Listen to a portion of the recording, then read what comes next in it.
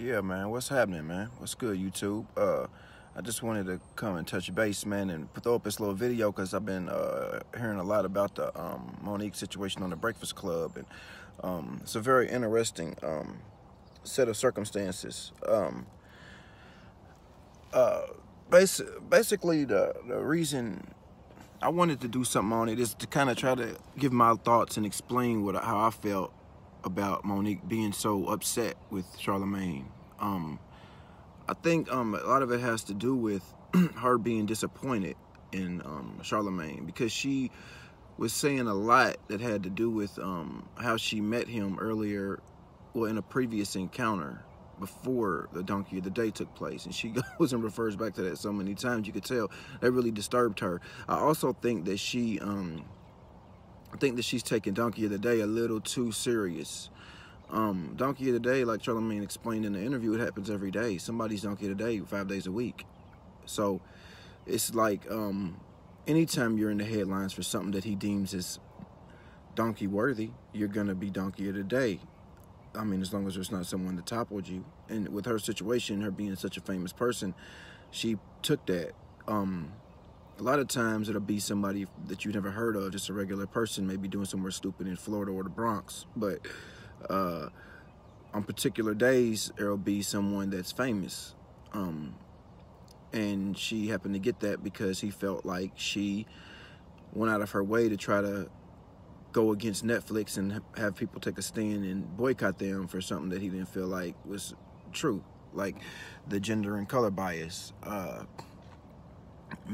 Myself, I don't know if they're racist or not, but when you think about it, they're kind of justified in not giving her that big bag for the simple fact what Envy was saying, or Charlamagne even, because if they don't think they can bring that money back in, why would they do it? And when I think a lot of times as black people, we are too quick to say that somebody is going racial against us. And I really feel for Monique. She seems like the most caring, beautiful, lovely lady. Like the way she talks, hello babies, and give me a hug, hold on to me, Angela, and all of that. Like, that's beautiful, man. The way she talks to her husband, like that was very commendable. Like I love the relationship. I love Monique's spirit. I love her energy. But when you can't, I just feel like you can't throw color into it as quickly without a little more proof, because a business, they're gonna want to make money. So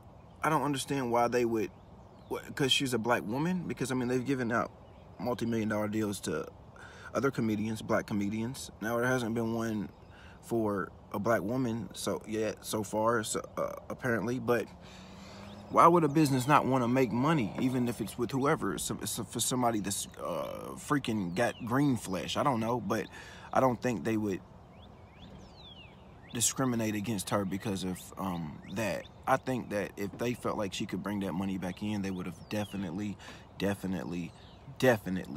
taken the shot and went with her. Because I mean, it doesn't matter who it's coming from. The color is green, not black or white, not brown, not Asian or whatever. The color is green, the color that they're looking for. I just think she was highly disappointed because she felt like she met him at an earlier date, and he was so warm and inviting and so respectful to her. And I think when she heard the Donkey of the Day, it just kind of broke her heart. There was something else I wanted to get to when I was talking about money, but slipped my mind. I don't know, but yeah, that's about it. I just think she was highly disappointed in that really threw her off, because she had met him previously and felt like he was a really good person. But if you listen to Donkey of the Day, they have a couple different intros now, but there's one intro, the one they used to use a long time ago, and Charlamagne at the very end, he says Donkey of the Day does not discriminate. And I think that's the thing that she should have really paid attention to, because it doesn't matter who you are, it doesn't matter what you've done, it doesn't matter where you come from. If he feels like it's donkey worthy, you're gonna get it. It could be anybody. Look how he did Tyrese.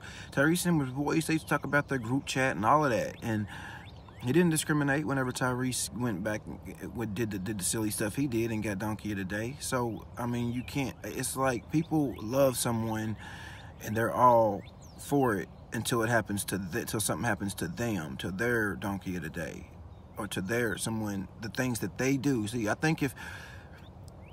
don't think Monique would have been as upset with Charlamagne or put as much stock into that donkey today if she would have done her homework on him. Like, yes, he's very respectful. He says, yes, ma'am, no, ma'am. He really seems to mean that kind of stuff.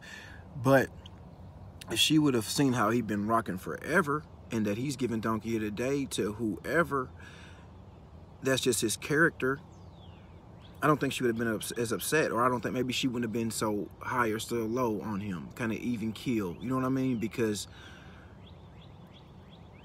you had him way up here, and in reality, he's just a person, and he's still doing a job, and he's gonna have to give that to you if that's what's true to him, and it's good radio on top of it. It's not like I don't think he's just looking for good radio and trying to be a shock jock and just give it to whoever, because he kind of waits on some people, like who was it that he waited for forever before he gave him donkey of the day? It might have been Kevin Hart, and I think he ended up not giving it to him. He was kind of waiting to see how things played out, but he's not just going for shock value. He's really considering this whole situation. Now, he didn't have all the facts, but you can't expect for somebody to have all the facts in this day and age. Things move at 1,000 miles an hour.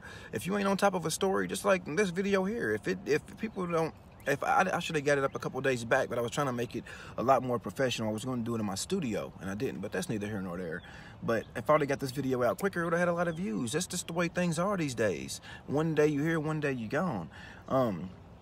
Just like Nipsey Hussle's new album. If this was put out in the 90s, early 2000s, it would have been deemed a classic, and we'd be listening to it forever. Now, I mean, we might get to sit with it a month, and then you may not hear back from it for a lot. Now, the real core fans are going to keep going. I'm going to keep going back to it, but that album is so great. Like, I kind of wish it was done in a different era, just so people sat with it longer and really got to appreciate it. But that's just the way things are moving now.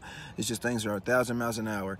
I think about how her husband came out with her. I thought that was legit. I thought that was all good. I really like their relationship, and I think that he's a good guy for that, and he really seems to care about his wife. They went in on a whole lot of stuff, but I wish I was in my studio, man, and had my notes and all of that. I could really go in on this, but maybe I'll get another video out soon. But for now, that's just my thoughts on the Breakfast Club interview. Let me know what you think if you have a chance. Y'all have a good day. Try to check in on me every once in a while. I'm trying to get to the point where I can do these videos daily, but we'll see.